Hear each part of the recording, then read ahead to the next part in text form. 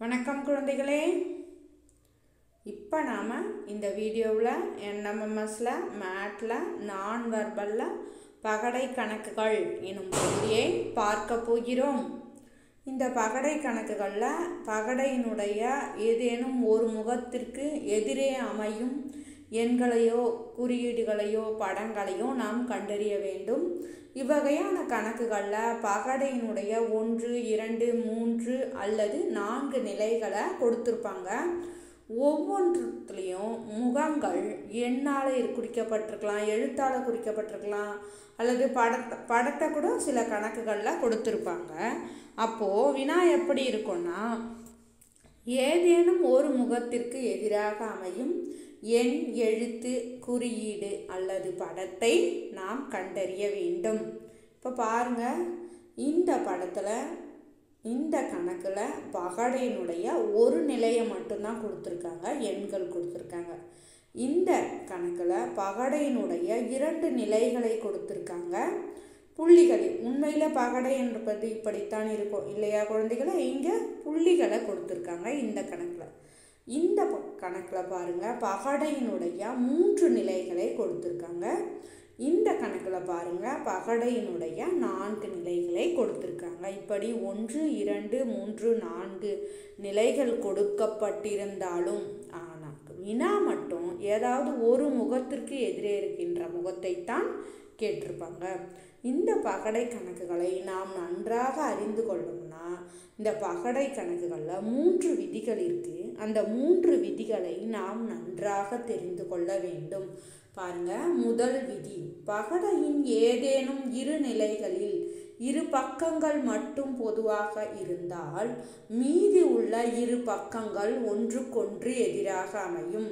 இந்த பகடையினுடைய 2 நிலைகள் கொடுத்துருக்காங்க, 4, 3, 5, 5, 1, 4.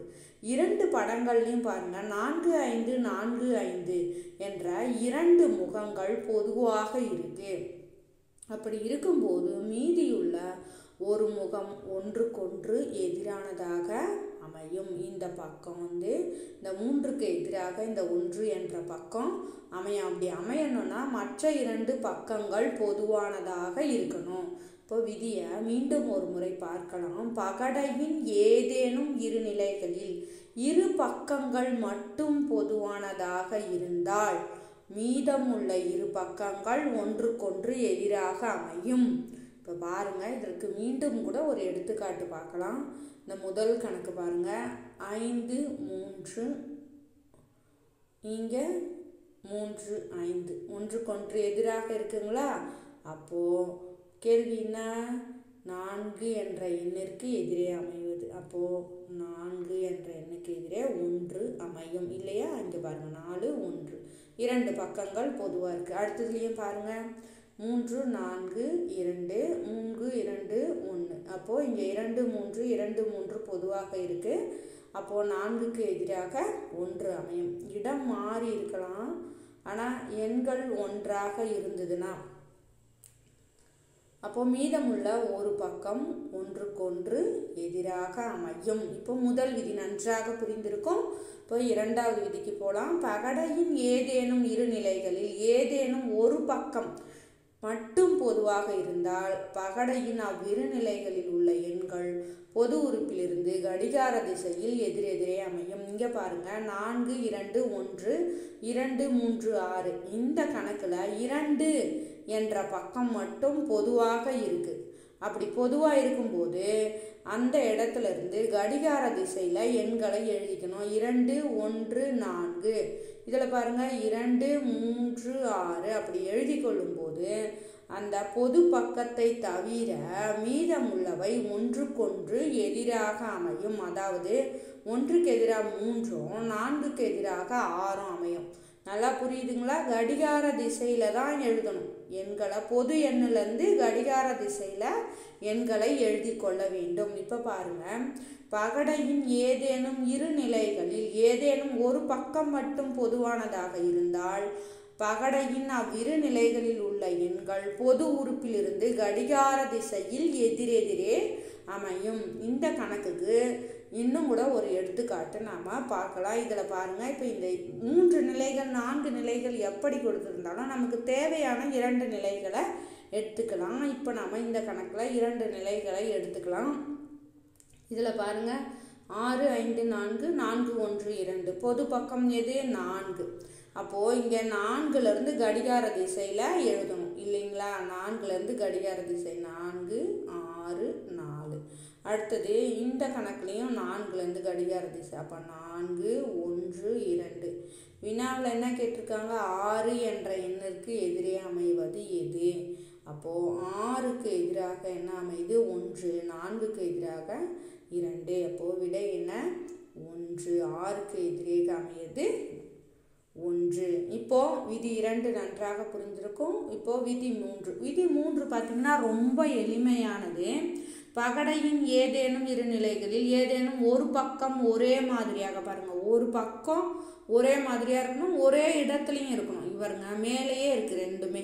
அப்போ ஒரே மாதிரியாக ஒரே எண்ணாக இருக்கணும், ஒரே இடத்துலையும் இருக்கணும். அந்த மாதிரி இருக்கும்போது பிற பக்கங்களில் உள்ள எண்ணோ எழுத்தோ வார்த்தையோ குறியீடோ எதிரெதிராக அமையும். அப்போ இது ஒரே எண்ணோ எழுத்தோ இருக்குது, ஒரே இடத்துலையும் இருந்ததுன்னா மற்ற 2 பக்கங்கள், அதாவது 4க்கு எதிராக 3ம் 6க்கு எதிராக 1ம் அமையும் என்பதுதான் 3வது விதி. பாருங்க, பகடையின் ஏதேனும் 2 நிலைகளில் ஏதேனும் ஒரு பக்கம் மட்டும் ஒரே மாதிரியாக இருந்தால் பிற பக்கங்களில் காணப்படும் எண் எழுத்து வார்த்தை குறியீடு படமானது அதன் ஒத்த பக்கங்களில் எண் எழுத்து வார்த்தை குறியீடு படத்திற்கு ஒன்றுக்கொன்று எதிரே அமையும். இதற்கு இன்னொரு எடுத்துக்காட்டு பார்க்கலாங்களா.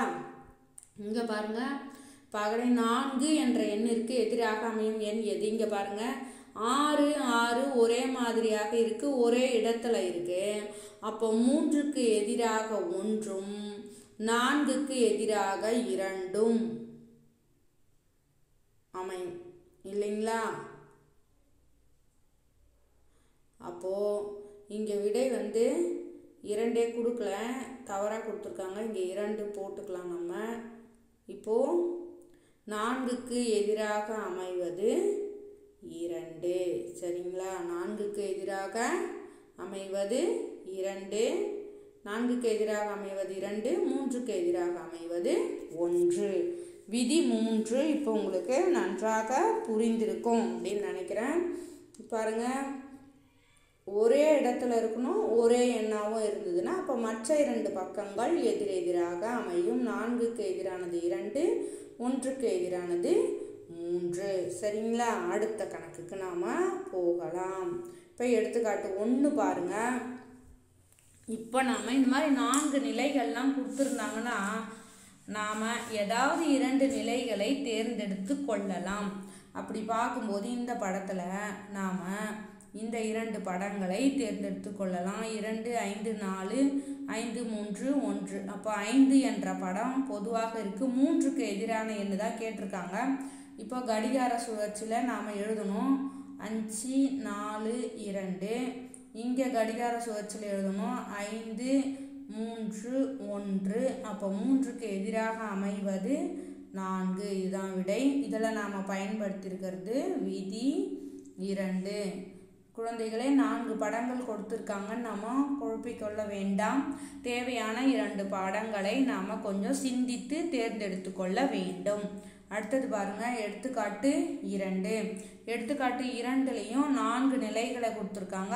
6 என்ற எண்ணிற்கு எதிரே அமைவது தான் கேட்டிருக்காங்க. அப்போது இந்த 2 படங்களை எடுத்துக்கொண்டால் நன்றாக இருக்கும் அப்படின்னு நான் நினைக்கிறேன். அதனால் நாம் இந்த 2 படங்களை எடுத்துக்கலாம். இதில் பாருங்கள் 6 4 5 4 2 3. 4 என்ற பொது பக்கம் இருக்குது. அப்போது 4 என்ற ஒரே ஒரு பொது பக்கம் இருக்குது. அப்போ விதி 2ஐ நாம் இந்த இடத்துலையும் பயன்படுத்தலாம். ஒரே ஒரு பக்கம் பொதுவாக இருக்குது, இடம் மாறி இருக்குது. அப்போ விதி 2. இப்போ பாருங்கள், கடிகார சுழற்சியில் தான் எழுதணும். அப்போது 4 5 6 4 2 3. அப்போது 6க்கு எதிராக அமையும் எண் 3 இல்லைங்களா. இதுலையும் விதி 2ஐ தான் பயன்படுத்தியிருக்காங்க. எடுத்துக்காட்டு 2. அடுத்தது பாருங்கள், எடுத்துக்காட்டு 3. இதுலேயும் நாம் என்ன பண்ணலாம், ஏதாவது 2 நிலைகளை எடுத்துக்கலாம். 4 என்ற எண்ணிற்கு எதிரே அமையும் எண் எது என்று கேட்டிருக்காங்க. இப்போ நம்ம இதில் 1வது படத்தையும் 3வது படத்தையும் எடுத்துக்கணும். நீங்கள் முதல்ல இந்த கணக்குகளை எண்களை உற்று கவனித்து எந்த 2 படங்களை எடுத்துக்கொண்டால் நன்றாக இருக்கும் என்று நீங்கள் சிந்தித்து தான் நம்ம செயல்படணும். இப்போ இது பாருங்கள், இங்கே 1 4 1 4 2 பக்கங்கள் பொதுவாக இருக்குது. 2க்கு எதிரே 5 வரும். இது முதல் விதி பிரகாரம் இருக்கு. இருந்தாலும் நமக்கு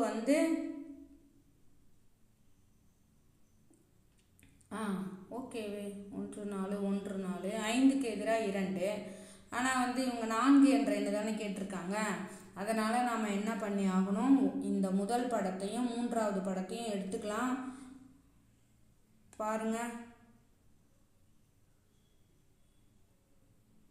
முதல் படம் 4 5 6, இதுலேயும் 5 6 3. அப்போது இங்கேயும் 5 6 என்ற பொது படம் இருக்குது, இங்கேயும் 5 6 இருக்குது. அப்போ 4க்கு எதிரான எண் என்ன ஆகும், 3 தான். 4க்கு எதிரான எண் 3. இப்போ இதில் எந்த விதியை பயன்படுத்தியிருக்காங்க, விதி 1 இல்லைங்களா. இதில் மற்ற 2 படங்கள் இருந்தால் கூட அதை நம்மளால் பயன்படுத்த முடியல. கேட்கின்ற வினாவிற்கு ஏற்றவாறு சிந்தித்து நாம் படங்களை தேர்ந்தெடுத்து கொள்ள வேண்டும். இப்போ 2 பக்கங்கள் பொதுவாக இருக்குது. அதனால் மீதமுள்ள ஒரு பக்கம் ஒன்றுக்கொன்று எதிராக அமையும். இது விதி 1ஐ பயன்படுத்தியிருக்காங்க. அடுத்தது நாம் அடுத்த கணக்கு நாம் போகலாம். இப்போ பாருங்கள், இந்த கணக்கில் 6 என்ற எண்ணிற்கு எதிரே அமையிறது கேட்டிருக்காங்க. அப்போ அதனால் நம்ம இதை 2 பகடைகளை எடுத்துக்கொள்ளலாம். இப்போ பாருங்கள், இதில் 1 6 3 4 3 5 3 என்ற பொது பக்கம் இருக்குது. அப்போ அதிலேருந்து கடிகார சுழற்சியில் நாம் எழுதிக்கணும். 3 1 6 3 5 4. அப்போது 6க்கு எதிராக அமைவது 4 இல்லைங்களா. 6க்கு எதிராக அமைவது 4. இதுதான் விடை. இதில் நாம் பயன்படுத்தியிருக்கிறது விதி 2 இல்லைங்களா. இப்போ அடுத்த கணக்குக்கு நாம் போகலாம். பாருங்க, அடுத்த கணக்கு 3 என்ற எண்ணிற்கு எதிரே அமைது. பாருங்க, 5 5 எண்கள் ஒன்றாக இருக்கு, ஒரே இடத்துலையும் இருக்கு. இது எந்த விதி, விதி 3. அந்த மாதிரி இருக்கும்போது மீதமுள்ள பக்கங்கள் ஒன்றுக்கொன்று எதிராக அமையும். அது நமக்கு நன்றாக தெரியும் இல்லையா. ஒரே எண்ணும் ஒரே பக்கத்துலேயும் ஒரே முகங்கள்லையும் இருக்கும்போது மற்ற 2 பக்கங்கள் ஒன்றுக்கொன்று எதிராக அமையும். அப்போது இங்கே 3க்கு எதிராக 4ம் 2க்கு எதிராக 1ம் அமையும். அப்போ இங்கே விடை 4. இப்போது நம்ம விதிகள் 3 பார்த்தோம், 5 எடுத்துக்காட்டுகள் பார்த்தோம். உங்களுக்கு புரிந்திருக்கும்னு நினைக்கிறேன் குழந்தைகளே. இப்போ நம்ம பயிற்சி கணக்குகளுக்கு வந்துட்டோம். இப்போ பாருங்கள், பயிற்சி கணக்குகள் 1ல் 2 கணக்குகள் கொடுத்துருக்கோம். இதில் நீங்கள் சிந்தித்து எந்த 2 கணக்குகளை எடுத்துக்கொண்டால் நன்றாக இருக்கும் என்று சிந்தித்து கணக்குகளை செய்யுங்கள் குழந்தைகளே. பாருங்கள், பயிற்சி கணக்குகள் 2லையும் 2 கணக்குகள் கொடுத்துருக்கோம். இதில் 2 முகங்கள் தான் கொடுத்துருக்கோம். கவனித்து செய்யுங்கள். அடுத்தது பயிற்சி கணக்குகள் 3லையும் 2 கணக்குகள் கொடுத்துருக்கோம். இதில் எந்த 2 முகங்களை எடுக்கணும்னு பார்த்து செய்யுங்க. அடுத்து பாருங்கள், பயிற்சி கணக்குகள் 4லையும் 4 முகங்கள் கொடுத்துருக்காங்க. அடுத்தது பாருங்கள், பயிற்சி கணக்குகள் 5லையும் 2 முகங்களையும் 1ல் 3 முகங்களையும் கொடுத்துருக்காங்க. நன்றாக சிந்தித்து கணக்குகளை செய்யுங்கள் குழந்தைகளே. நன்றாக பயிற்சி செய்யுங்கள். எவ்வளவுக்கு அவ்வளவு பயிற்சி செய்கிறீர்களோ அவ்வளவுக்கு அவ்வளவு உங்களுக்கு வெற்றி வாய்ப்பு பிரகாசமாக இருக்கும். இப்போ நாம் NMMSல மேட்டில் நான் வெர்பலில் பகடை கணக்குகள் என்ற பகுதியை பார்த்தோம். நன்றி, வணக்கம் குழந்தைகளே.